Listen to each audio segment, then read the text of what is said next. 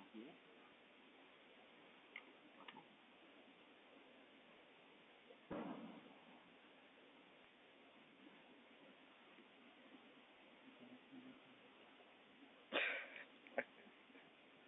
¿A huevo? ¿Prendió?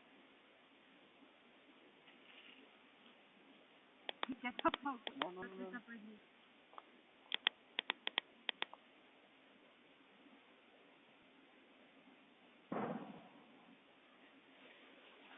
Ahí va.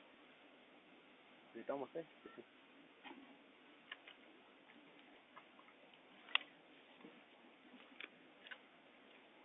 Ya, limpiarla, no vamos.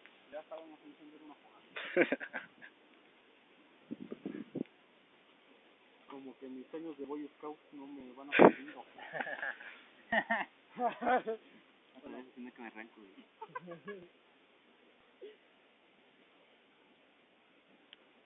¿Qué se fue? ¿Y tú qué más de lleno? Ahorita primero vas que encienda poquito que tiene. Ya no te sí, prende, güey, ¿qué se va a tomar?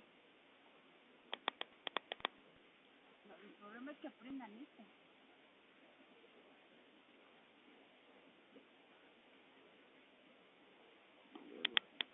Se pueden vivir la vida. Ya le dimos, ya le ganamos.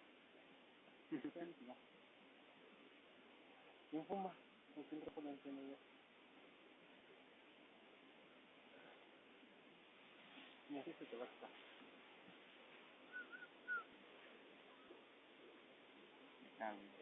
Para que hacer la danza del fuego, el año sea de buena cosecha, güey. O sea, ya le echamos esta cosa y las piedras ya quedaron las abajo. Quisiera que aprendiera, yo tenía que más de eso,